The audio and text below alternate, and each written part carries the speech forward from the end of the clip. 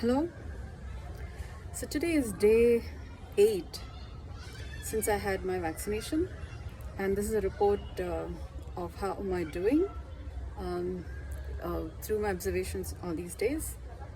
And so okay, so here goes. I have posted a video on the day I got my vaccination, about an hour or so since I got my vaccination, the first dose. And today is 11th. So on 3rd I got my vaccination. Today is 11th. And what I'm noticing is, okay, so these days, particularly in the morning, I've been also speaking on my podcast, which is My Way, in brackets Meristem Intelligence Way. You would find it on Spotify. So I've been calling it as weather reports, but it's more in terms of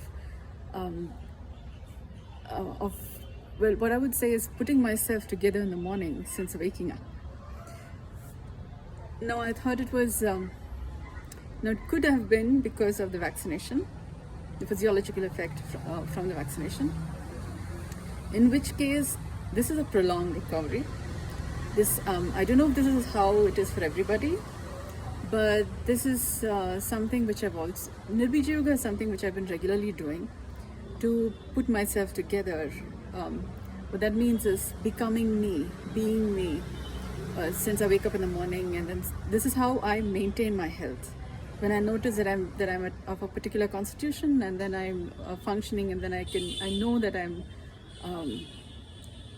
more me, so that when I'm doing my daily activities and what I'm delivering on has more authenticity, has more truth from the person that I am, versus being. And then there are performance variances depending on the time of the day and how much of work I may not have done through the effects of the day, which means I may not have done Nirbeeja Yoga before I went on a video or I started speaking. I may have spoken just in the middle of it from the effects of something that happened in the environment, or I just went out and I was the effect of something and I just started speaking, to also give a sense of how it is to put myself together en route. So there may be different levels of how what I said may have been perceived. Because this is also, my work is also R&D, research and development. So I notice what is the condition of being human during different times of the day, when you're in interaction with different circumstances, when you're in different geographical locations, when you're in different sizes of groups. So you could be with a person with the company of one person, or in a group of many people. And then each time, what differences do I notice, and what do I notice about our interactions as human beings? And then so this is part of what I do in facilitating original humane intelligence. So today, now I thought it is important to at least document what I'm noticing. This would also be part of me speaking in terms of speaking for Nirbeeja Yoga. Okay, so what I'm noticing is, in my ground state, what you would call as samasthiti in terms of Hatha Yoga, is where you're say in an anteriorly positioned, standing anatomical position, but with your palms facing down all together, and facing down, and with your feet placed just next to each other and straight. You're looking forward. In terms, so I'm not standing like that.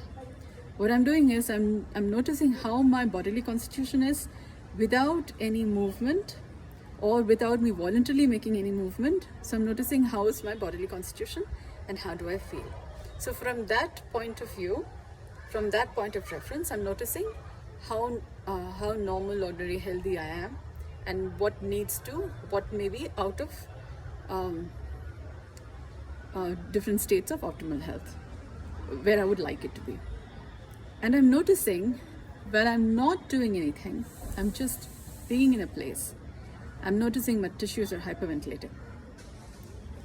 And it is pretty interesting because I regularly do Nirbeeja Yoga, wake up in the morning and I'm doing different things, and I'm noticing how my health responds, how my physiology responds when I'm doing Nirbeeja Yoga, which is observing my physiology through the natural rhythms of the tissues. And then I'm aware of a different, so in terms of science, in terms of biology, there is 2 types of respiration, at least, okay, 3, 4: natural breathing, hyperventilation, diaphragmatic breathing, and costal breathing. Yeah, so this is what has been listed. So natural breathing is where the lungs are not taking more than they need at a point in time, and they're not exhaling more than they need to at a point in time. Hyperventilation is when there is more than what is required. And so in terms of, so there are Vedic texts that talk about 49 kinds of vayus. You can call it as air or breath, different kinds of breaths, and out of which Hatha Yoga considers 5 to be important, well enough to be studied, and consider that even studying 1 is sufficient, by which you can appreciate all the others, is what has been said in a few of the texts, in some texts that I read. Now, in the paradigm of Nirbeeja Yoga, nothing is more important than anything else. Then, well, everything is just as important as everything else. So, so we are not excluding 2. There is only 5 which is important, and then so that is not the paradigm.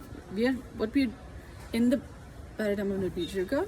We are appreciating life as is, without exclusions.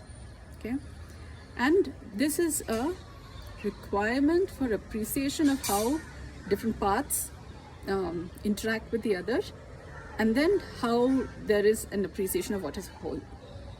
Okay, so the understanding of non-violence is non-exclusion. We are not excluding, and we are seeing, and so we are coming from the paradigm that everything has a role to play in the scheme of things, and then it's in the appreciation of how each thing is related with the other, and how they interact, what's the role of one with the other, and so it's an appreciation form. So now in what's been termed as samasthiti, so without any movement, and when I'm observing my physiology, I'm noticing my tissues are naturally tending to hyperventilate. What that means is there is circadian rhythms. So every tissue, like for example cells, organs, they all have a certain what I would call as breathing, by which the physiology of that organ, those cells, those tissues are maintained in a living organism. In a non-living organism, in a cadaver, they would, depending on how long ago was the death, to that extent there would be less and less of the living rhythms. And in a say in a skeleton, the skeleton also would have a certain rhythm until the point that it completely desiccates. So people may be calling it as vibration. I do not agree with the idea of vibration, because it seems more akin with the word oscillation.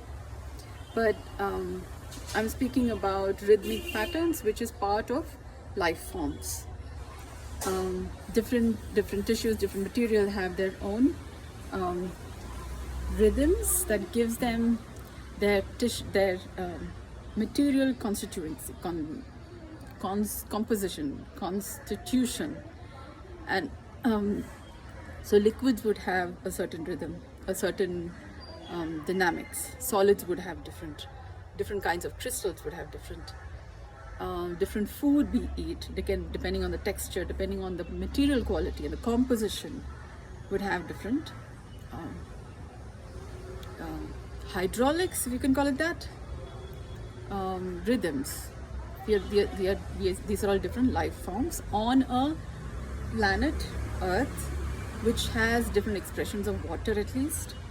So this is a planet, we are looking for life forms in other celestial bodies, but largely we're looking for that which has water, yeah, because that is what supports human life forms, yeah. The way we understand life is at least has water. So are we looking at just fluid dynamics? I don't think so, because when we talk in terms of Panchabhutas, earth, water, fire, air, spirit, space. So in the paradigm of Meristem intelligence, we're at least considering 6 as building blocks. And then each of these, what we call as Panchabhutas, or we call it as Shatbhutas, each of them have their own rhythms, have their own manifestations.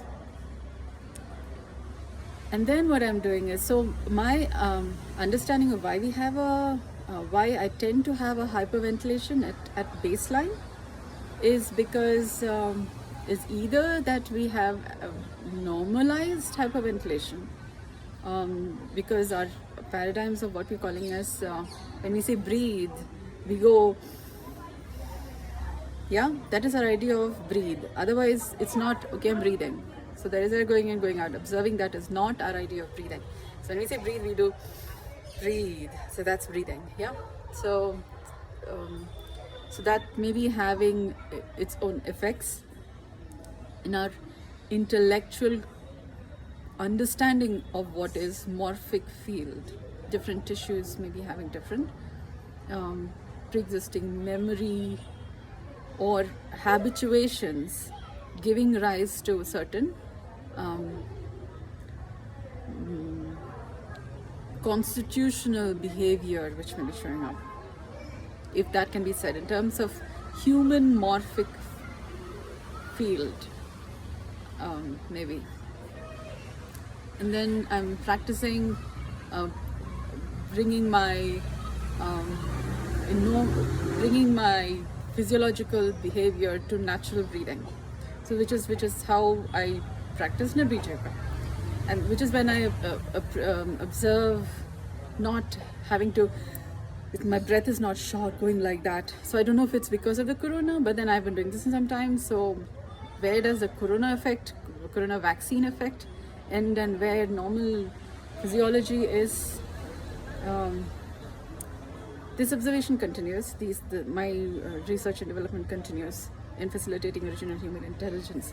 So I'm noticing this. I have been noticing before. So how much is this from the vaccine? I don't know. I'm repeating myself. But I thought it is important to bring this to attention, because just in case we are noticing and we haven't noticed tendencies for hyperventilation, if we haven't noticed, then it's an opportunity to maybe in some way begin the inquiry into what is natural breathing. That may help in many ways in probably our human morphic field, memory of how to be human becomes more humane and not hyperventilative. Yeah. Thank you for your attention. Good day.